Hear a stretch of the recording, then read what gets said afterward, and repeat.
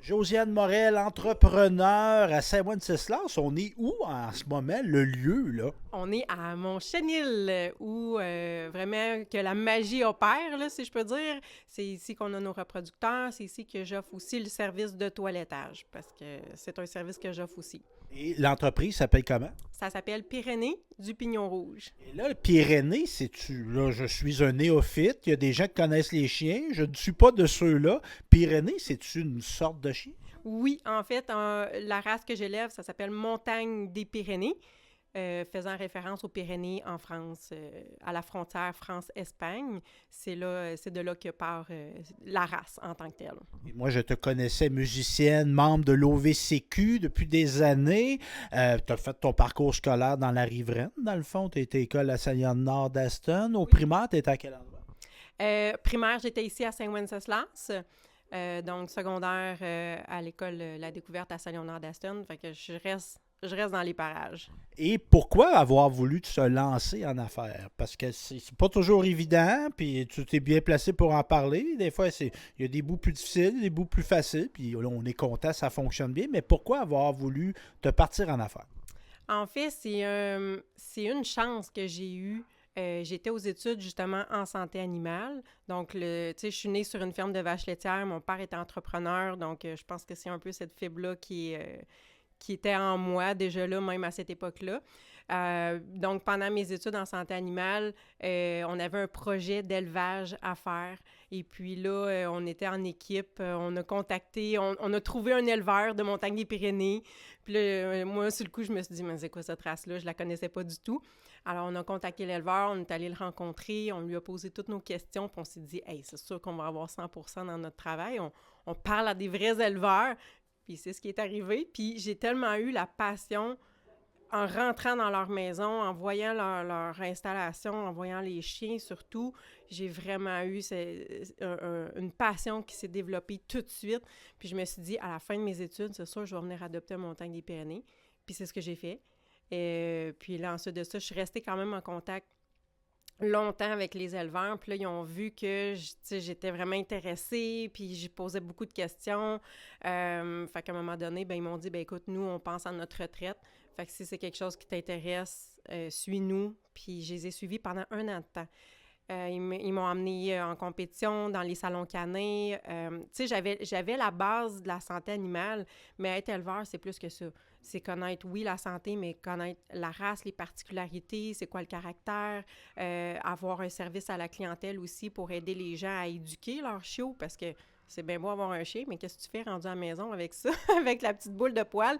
Fait que c'est beaucoup, beaucoup de services à offrir, donc j'ai vraiment appris. J'ai pris leur couleur, puis au bout d'un an, ils m'ont dit, ben écoute, t'es prête. Fait qu'on avait déjà des bâtiments agricoles ici avec ma famille, donc on a fait le transfert des chiens ici. Belle histoire, comme quoi, des fois, des travaux d'école, ça donne quelque chose pour de vrai. Quelle particularité qu'il a, ce chien-là? Puis, entre autres, pourquoi tu as comme tripé, adopté cette race-là? Quelle particularité qu'il a? Comment tu disais dans le mont? Le montagne des Pyrénées, en fait, je pourrais pas dire une particularité parce que il y a vraiment plein de qualités. Il est calme. C'est un chien qui est très, très calme, qui est très pantouflard, mais qui a un courage hors pair. Donc, il va toujours être auprès des plus faibles, des plus, tu sais, comme l'exemple, les enfants, les plus vulnérables. C'est des bons protecteurs, mais c'est pas un chien agressif. C'est pas un chien qui va sauter sur la visite ou démontrer des signes d'agressivité. C'est vraiment qui va avertir. C'est comme, moi, je les appelle mes systèmes d'alarme. C'est un bon système d'alarme pour tout ce qui est anormal.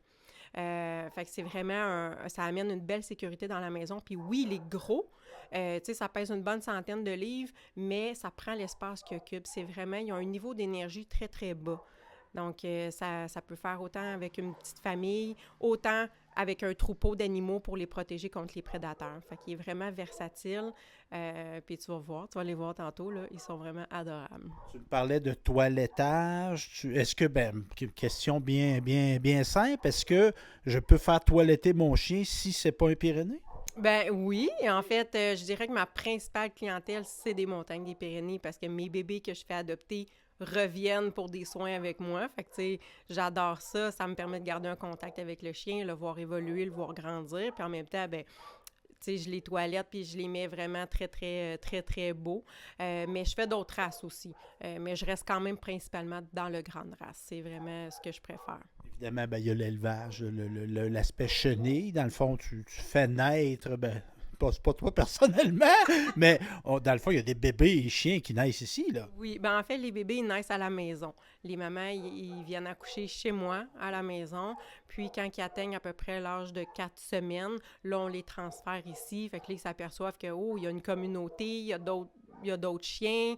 Donc, ils apprennent le langage canin entre eux. Fait que quand ils sont en âge d'être adoptés, entre 2 et 3 mois, bien là, ils connaissent vraiment le langage canin, sont bien socialisés aussi, sont habitués au bruit, aux personnes aussi, parce que dès la naissance, le premier contact que les chiots ont, c'est avec mes mains. Donc, le chiot, quand il naît, il est sourd et aveugle. Fait que les seuls sens qu'ils ont, c'est l'odorat et le toucher. Fait que c'est vraiment important d'aller le coller contre nous pour qu'il puisse nous sentir nos mains.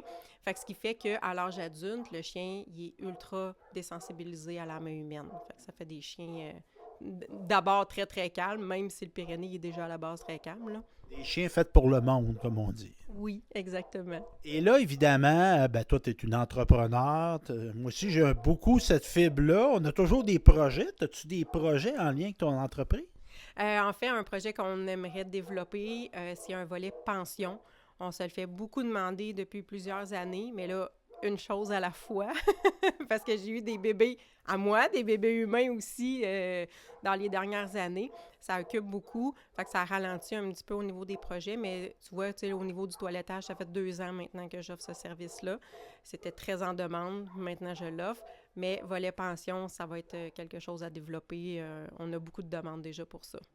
Et si on veut en apprendre davantage sur ton entreprise, comment on te contacte, présent sur les médias sociaux? Partout sur les réseaux sociaux, Facebook, Instagram, TikTok, Pyrénées du Pignon Rouge, c'est sûr que vous allez me trouver, Google aussi, puis j'ai un site internet, montagneDesPyrénées.ca. Bravo, merci. Merci à toi, Stéphane.